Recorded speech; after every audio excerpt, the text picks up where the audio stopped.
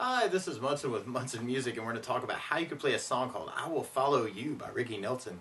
And it starts out with this cool little guitar lick, that kind of a bass idea, where you can start third fret on the low E, open A, second fret on the A, and then third fret on the A, third on the low E, third on the A, third on the low E, third on the A, third on the low E, and then we kind of do this cool little walk down where you play three on the A, second on the A, open A, third on the low E, and then we go open A twice, open E, open A twice, open E, open A twice, and then three on the low E, open A, three on the low E, open A, and then second from the A, and then we almost kind of start that over again, kind of from the beginning. So all the way through, you're kind of going G, A, B, C, C, G, C, C, G, C, C, G, C, B, A, G, A, E, A, E, A, G, A, G, A, B, C, C, G, C, C, G, C, C, G, C, B, A, G, A, E, A, E, A. If you kind of dig on that, you could kind of follow that for the intro. Or you could back it up with chords by starting on a C major chord. When you play C major, first finger goes to the B on the first fret, second finger on the D string, second fret, and third finger on the A string, third fret. And if you strum the A string to the high E string, that sounds a C major chord, and it sounds really, really happy. Now while you're on C's in general, it can be kind of cool to lift off the first finger, make that a C major 7, or you can take the pinky and add it on the B third, or C major 9, and kind of say some stuff around C's. Or you could use this, another way to play C major 9, so do first finger on the D second, second finger on the A third, third finger on the B third, and pinky on the high E third.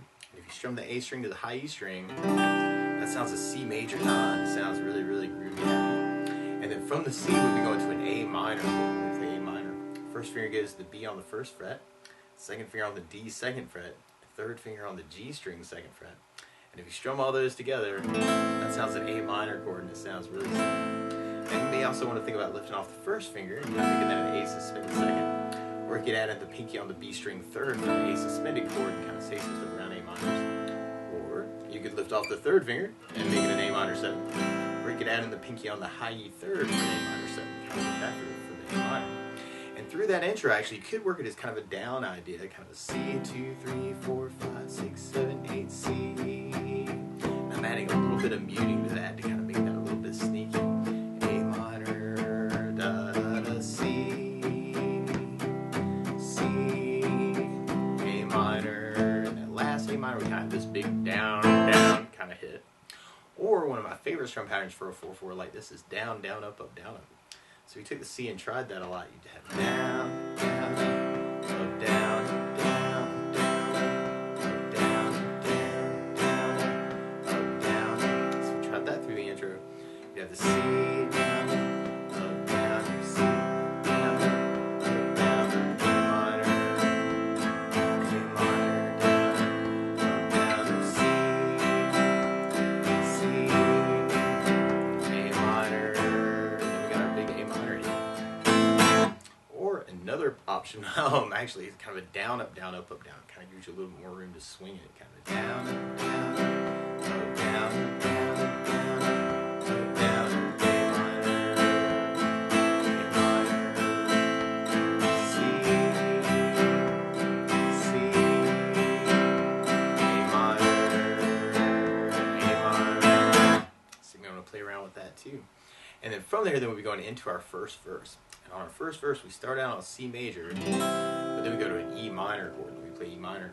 First finger goes to the A on the second fret, second finger on the D second fret. And if you strum all those together, that sounds an E minor chord, and it sounds really sad. Now you may also want to think about adding in the third finger on the B third, pinky on the high E third, and kind of working that for your E minor second. And then minor, we go to an A minor chord. And then we go back to E minor. And then we go to an F major chord. And normally you do this as a bar on first fret, second finger on the G second fret, third finger on the A string third fret, and the pinky on the D string third fret. And if you strum all those together, that sounds an F major chord, and it sounds really happy. A good substitute for that is something called F major 7, where you do first finger on the B first fret, second finger on the G second fret, third finger on the D string third fret. And if you strum the D string to the high E, that sounds an F major 7 chord, and it sounds really, really groovy happy. And then from the F, we go to a G major chord. We play G major. First finger goes to the A on the second fret, second finger on the low E third, third finger on the high E third. And if you strum all those together, that sounds a G major chord, and it sounds really happy. Now you may also want to think about putting 3 on the B string third, pinky on the high E third, kind of working that for your G major. And then from the G, we go back to our C major chord, and on our first verse, we end up with kind of another A minor hit, kind of at the very end. So we tried that with our strumming. We'd have the C, C, E minor, E minor, A minor, E minor, F, G, C, and then our big A minor hit to lead into our second verse. And on our second verse, actually, we kind of take an E minor turn at the very end. Now, one other thing I think about adding to the song, though, is bass notes. And a lot of times on that first down, of the down, down, up, or the down, up, down, you can put a bass for the chord. So on the C, you'd have the A for a bass. On the E minor, you'd have low E for the bass. On the A minor, you'd have the A for the bass. And on the F bar, you'd have low E for the bass. On the F major 7, you'd have D for the bass. And on the G, you'd have the low E for the bass. Tried that second verse, kind of adding in some basses. Then we have the C, C, E minor, E minor, A minor, E minor, F, G. Then we go back to E minor, and then from there, we go back into our chorus, which is kind of like our intro. So we got our C.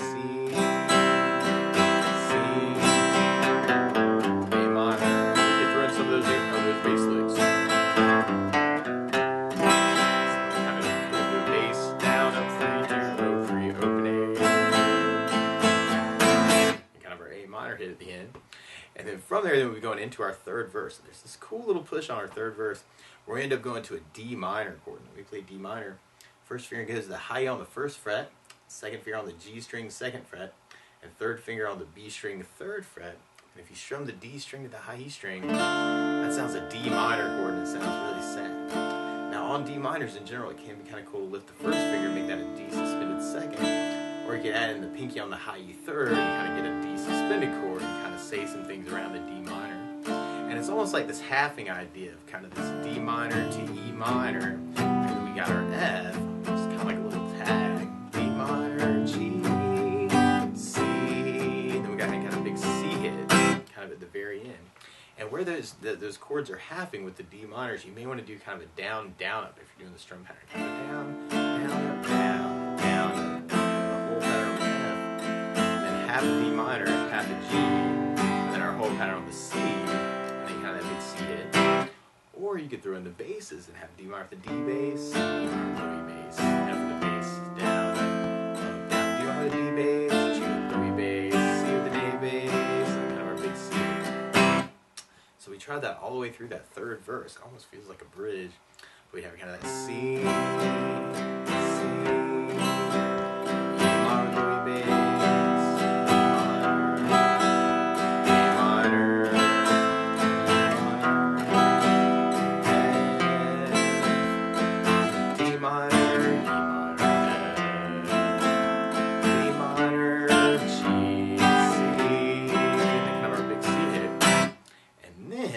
Sudden we change keys and from the key of C major, which is what we're kind of working in right now, to the key of D flat major. So what you want to do right after that third verse is grab a capo, and if you put the capo on first fret, and actually if you've got one of those little elastic ones with the rubber band thingy, you can actually kind of put that on right on almost on top of the nut and then just kind of slide it over really quick, which that might help.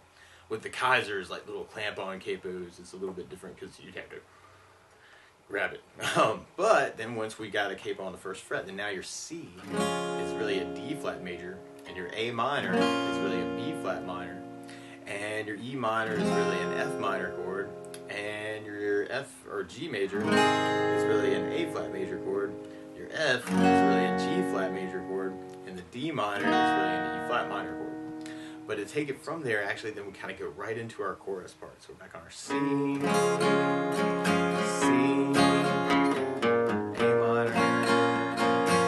minor, C, C, A minor, and kind of our A minor hit. And then from there, then we go into our last verse chorus. So we're back to kind of our C, C,